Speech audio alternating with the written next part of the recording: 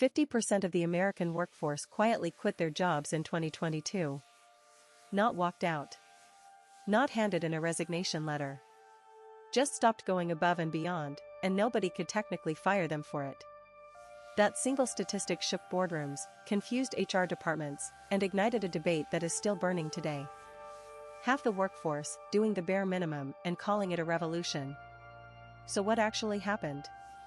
How did a throwaway phrase from a 24-year-old engineer on TikTok become a global conversation about labor, burnout, and the fundamental relationship between workers and their employers? In the next 10 minutes, you are going to find out exactly how quiet quitting spread from a single video to every major newspaper on the planet, why economists and psychologists are divided on what it actually means, and the one uncomfortable truth at the center of it all that most business coverage completely avoids. Because the real story of quiet quitting is not about lazy workers. It is about something much bigger. Let us go back to where this started. In July of 2022, a TikTok user named Zaid Khan, an engineer based in New York, posted a 17-second video. He was not ranting. He was not crying. He was calm.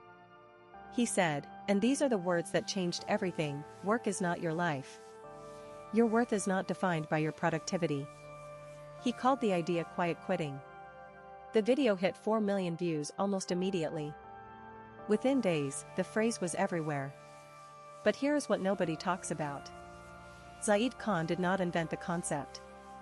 He did not even claim to. The idea of doing exactly what your job requires and nothing more has existed for as long as employment itself. In China, a nearly identical movement called Tang Ping, which translates roughly to lying flat, had already been circulating since 2021.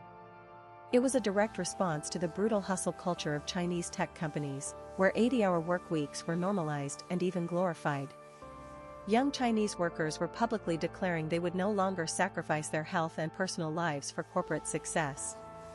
The government was so threatened by the movement that they actually censored it on social media platforms. So quiet quitting in America was not born in a vacuum. It was born in a moment. And that moment was the aftermath of a global pandemic that fundamentally changed how millions of people thought about work. Between 2020 and 2022, the world experienced the Great Resignation. Over 47 million Americans voluntarily left their jobs in 2021 alone, according to the U.S. Bureau of Labor Statistics. People were rethinking everything. Remote work had dissolved the boundary between professional and personal life. Workers were answering emails at midnight, skipping vacations, and watching their employers collect record profits while their own wages stagnated. The math stopped adding up. And quiet quitting was the logical response for everyone who could not, or would not, actually leave. A Gallup poll released in late 2022 found that 50% of the U.S. workforce fell into the quiet quitting category, meaning they were fulfilling their job requirements but not emotionally engaged beyond that. Globally, the number was even more striking. Gallup estimated that 60% of workers worldwide were psychologically detached from their jobs. That is not a fringe movement. That is a majority of the global workforce making a collective, quiet statement. What makes this story so fascinating is the reaction it triggered. Corporate America was horrified. LinkedIn was flooded with think pieces from executives warning about the dangers of disengagement. One Forbes article called quiet quitting a silent killer of company culture. Business leaders framed it as entitlement, as Gen Z refusing to pay their dues, as a generational failure of work ethic. But that framing missed the point almost entirely. Here is a data point that reframes the entire conversation.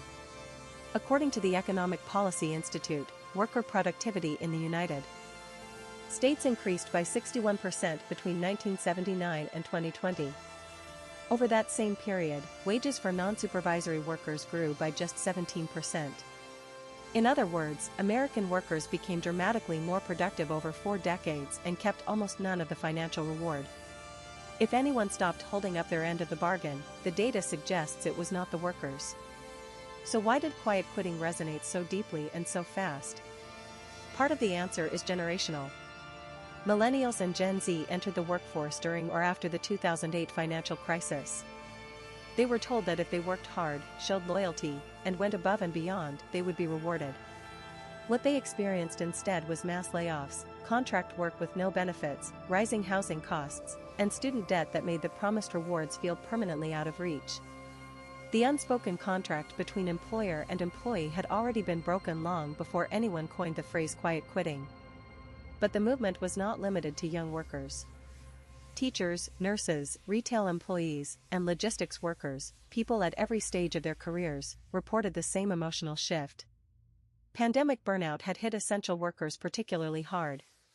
These were people who had been called heroes during lockdowns, who had shown up every single day while the world shut down, and who in many cases returned to the same wages, the same conditions, and the same lack of support when things reopened.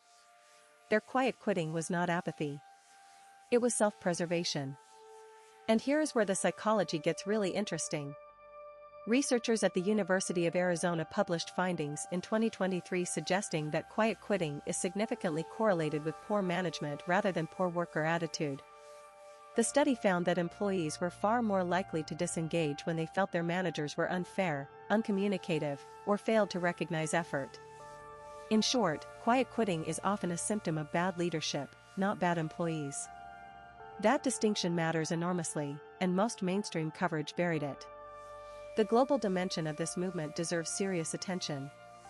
In South Korea, a concept called goyeonchobyong, which roughly means employment disease, describes the intense pressure young people face to overperform in hyper-competitive job markets. In France, the tradition of the 35-hour work week and robust labor protections meant that quiet quitting looked different there, but the sentiment that work should not consume your entire identity had been baked into the culture for decades. In Japan, the phenomenon of karoshi, or death from overwork, had already been a documented public health crisis for years, and younger Japanese workers were actively pushing back against it. What we were watching in 2022 was not a TikTok trend. We were watching a global renegotiation of the social contract of work. Different countries, different languages, different contexts, but the same fundamental question being asked by workers everywhere: what do I actually owe my employer, and what do they owe me? By 2023, the conversation had evolved.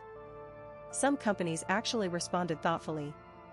Microsoft and Salesforce published research and internal reports on employee well-being and began restructuring performance expectations. A number of firms piloted 4-day work weeks, and the results were striking. A large-scale trial in the United Kingdom involving 61 companies found that productivity either stayed the same or improved when the work week was shortened. Employee mental health improved significantly. Absenteeism dropped. These were not small startups experimenting with ping-pong tables. These were real businesses proving that the traditional model of maximum hours equaling maximum output was simply wrong. But the backlash also intensified. By late 2023 and into 2024, the return-to-office mandates were in full swing. Amazon, JP Morgan, and Goldman Sachs all issued strict requirements for in-person work. Some executives openly stated that reducing flexibility was a strategic choice to encourage voluntary resignations, essentially using office requirements as a soft layoff mechanism. The power dynamic had shifted again as the labor market cooled and hiring slowed. Quiet quitting as a visible cultural statement became riskier. And yet the underlying sentiment never went away. Survey after survey continues to show that the majority of workers globally are not fully engaged. The desire for balance, for meaning, for fair compensation did not disappear because the economy changed. It just went quieter again. The legacy of quiet quitting is not a meme or a moment. It is a mirror. Before you go, if you learned something valuable today, hit that like button right now. Subscribe to Trend Now Daily for a brand new video every single day. We will see you in the next one.